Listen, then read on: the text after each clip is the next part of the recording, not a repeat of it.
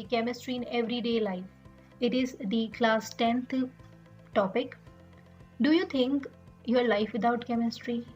The answer is no. And you would be asking like why? And the answer is your day starts with the chemistry itself. From the glass of water you drink, it is chemistry. Water is nothing but the chemistry. The glass which you use, it is of either of a metal or of a glass. It is nothing but your chemistry. The food you eat is nothing but the result of chemical reactions. It is chemistry. The toothpaste you use, it is chemistry. So well, the life without chemistry is difficult. You just think of any object and you will find chemistry in it. The topics we are going to learn or we are going to see in these upcoming slides are the definition of acid and bases and salt, how the other scientists, three concepts on acid and bases. These great minds have described the acid and bases in their own terms through certain chemical reactions, and what is pH scale. Now, when you talk about chemistry, and as in the beginning I have said that or have described that chemistry is used in each and every aspect and field of your life. If you talk about the forces, if you talk about your daily day-to-day life routine, there is chemistry. The vehicles moving on the road are a result of chemistry. So yes, the other subjects also take place or takes role. They have their particular role, but the mechanism taking place in your body, those chemical reaction, those are the chemical reaction, that is your chemistry in it. So let us learn some basic concepts of chemistry. And when we talk about chemistry, the basic concepts are nothing but your acid and bases. Now these terms are very general, but how can you distinguish between when you are given two particular compounds? Something is white in color, both are white in color, and it's kept in front of you. How do you say that this is acid and this is a base? There are particular criteria to distinguish between them, and it starts with the taste, some litmus paper change through pH values, and furthermore I will give you some examples that these are termed as acids. Coming up to the taste, now the acid taste is sour, that is your khatta taste. Bases are bitter and soapy in touch. Bitter is not but nothing but your kadwa, and soapy in touch, your soaps are nothing but your bases. Generally the bases are soap, they form leather, that is they will give you jhag. Acids don't give you jhag. And sour taste is your lemon, your amla, your mosambi, your oranges. All those eatables are your acids. They have acid in them, that is the reason they have sour taste. So things which you eat and gives you a tinge in your eye and a khatta taste is your nothing but your just because of your acids. Bases is not going to give you such things, and not all the acids and not all the bases are supposed to be tasted. So further we distinguish with these acids, the acid and bases, through a litmus test. That is a litmus paper which is made in the laboratories or in the factories and which is used by us in our labs on a smaller scale. When you want to distinguish that given compound is acid or base, you take two litmus paper, that is a blue litmus and a red litmus paper. When you dip your red litmus into the acid, they are not going to result in anything. The red litmus paper will remain same, whereas the blue litmus paper turns into red. Now that is the test, a small test at a smaller scale that will give you distinguish between an acid and a base.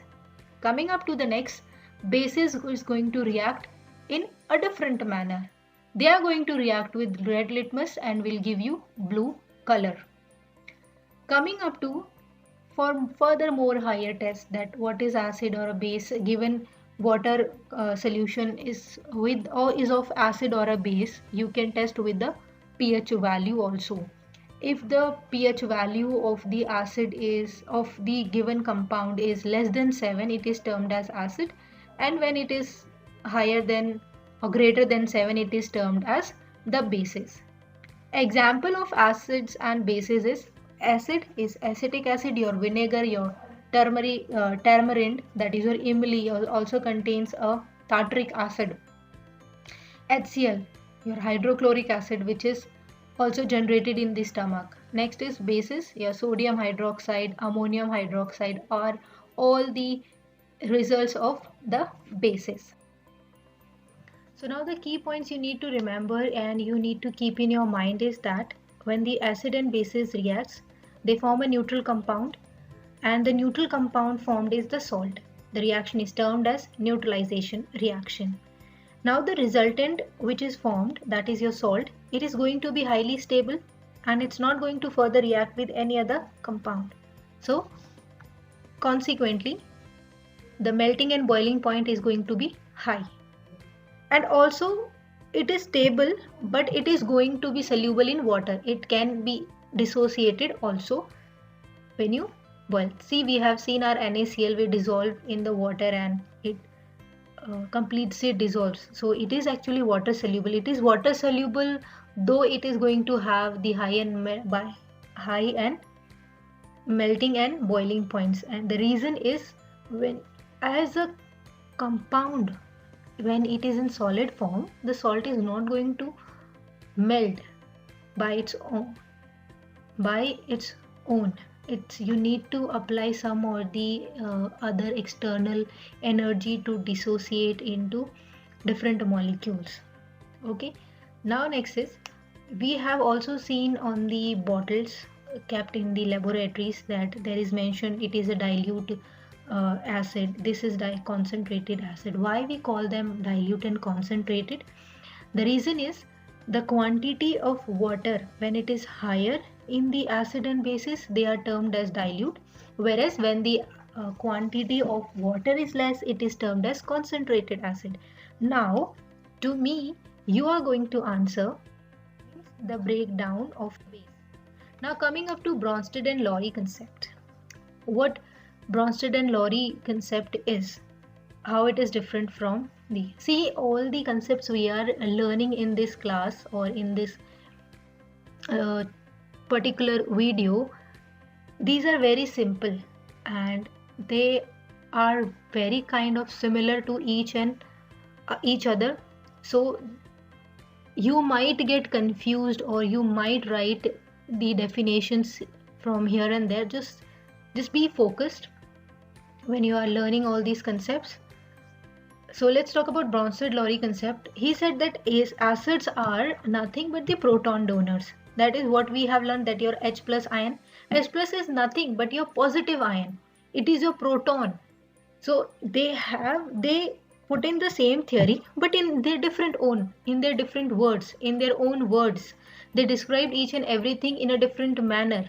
They said the acids are proton donors, whereas the Arrhenius also doing the same thing, but there he termed it as a hydrogen ion. He just said that it is going to be hydrogen ion. It's not going to be proton, but we consider hydrogen as a proton or a positive ion as a proton. For bases, they said they are proton acceptors, the ones who accept these protons, that is these H plus ions or these positive ions. Let's take in general that protons are positive ions. So the ones who donates these positive ions are the acids, and the ones who accept these positive ions are going to be your. Next is Lewis concept. It is the worldwide concept which is till now you will learn. You will also see these concept in your higher classes, particularly this concept, and because now in further classes you will get to know what is electrons, electron donation, how the reaction takes place, the contribution of the distribution of electrons, because whenever we are talking about an element, we talk about the octet. And what are octets? The shells where the electrons are placed, because wherever the reaction takes place, we talk about this. Now let's talk about pH scale. Before we talk about pH scale, let us quickly revise what we have learned in the previous slides. We talked about the difference of acid and bases. Okay, with